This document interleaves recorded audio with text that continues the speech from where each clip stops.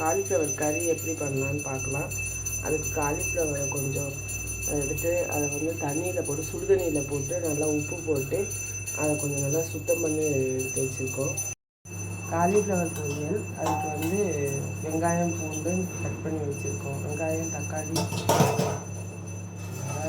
வணக்கம், இன்றைக்கி காலிஃப்ளவர் பொரியல் செய்ய போகிறோம். அதுக்கு வந்து வெங்காயம் தக்காளியை கட் பண்ணி வச்சுருக்கோம்.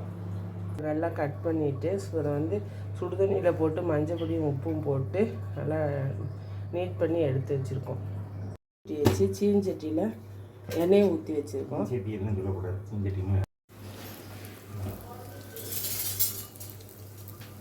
நல்லா செவந்துருச்சு. இப்போ வந்து வெங்காயத்தை சேர்த்துடலாம்.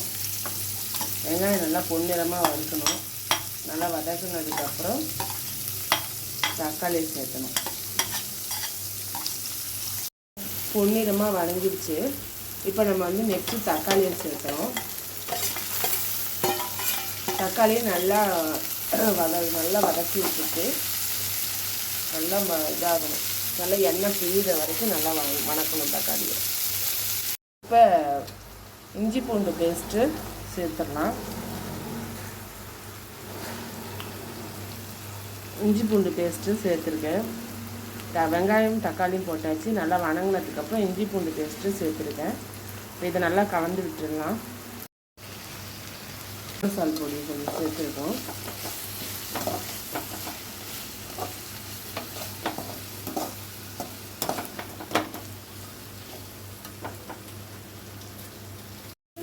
இப்போ பார்த்தீங்களா எப்படி நல்லா எல்லாம் மிக்ஸ் ஆகி எல்லாம் நல்லா இதாகிடுச்சு. இதில் வந்து நம்ம வெஜிடபிளை சேர்த்துடலாம். இந்த மாதிரி இருக்கும்போது வெஜிடபிளை சேர்த்து அதோட மிக்ஸ் பண்ணி விட்டுடலாம். இப்போ அப்படியே நல்லா மிக்ஸ் பண்ணியாச்சுங்க. இப்போ கொஞ்சம் நம்ம வந்து முதல்ல வெங்காயத்துக்காக கொஞ்சம் உப்பு போட்டோம்.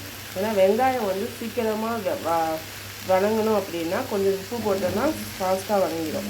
இப்போ காய்க்கு கொஞ்சம் தேவைக்கேற்ப உப்பு போட்டுக்கலாம். உப்பு போட்டு நல்லா கலந்து விட்டுட்டு ஒரு 5 மினிட்ஸ் மூடி வச்சிடுறேன். அப்படியே இப்போ நல்லா இப்போ காய் வெந்தோடனே எப்படி இருக்குன்னு காமிக்கிறேன். ஸ்டார்டிங்லேயே வந்து பார்த்திங்கன்னா மஞ்சள் பொடி போட்டு காலிஃப்ளவரை நல்லா சுத்தம் பண்ணி தான் நல்லா 4 பொடி போட்டு சுத்தம் பண்ணி தான் எடுத்துருக்கோம். அதுலேயே வெந்திருக்கும். சப்போஸ் உங்களுக்கு இது பண்ணி பாருங்கள், செக் பண்ணி பார்த்துக்கோங்க. அப்படி ஆகலைன்னா சும்மா கொஞ்சம் கையில் தண்ணியை எடுத்து சும்மா தண்ணியை தெளித்து விட்டு அப்புறம் அப்படியே மூடி விட்டுருங்க. ஒரு 5 மினிட்ஸ் மூடிட்டு எடுத்து பார்த்திங்கன்னா காய் வெந்துடும்.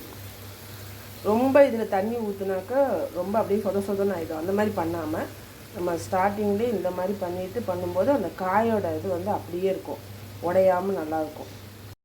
பொரியல் இப்போ நல்லா சூப்பராக ரெடி ஆயிடுச்சுங்க. இதே மாதிரி நீங்களும் செஞ்சு பாருங்கள். செஞ்சு பார்த்து கமெண்ட் பாக்ஸில் கமெண்ட் பண்ணுங்கள், லைக் பண்ணுங்கள், ஷேர் பண்ணுங்கள், சப்ஸ்கிரைப் பண்ணுங்கள். Thank you friends.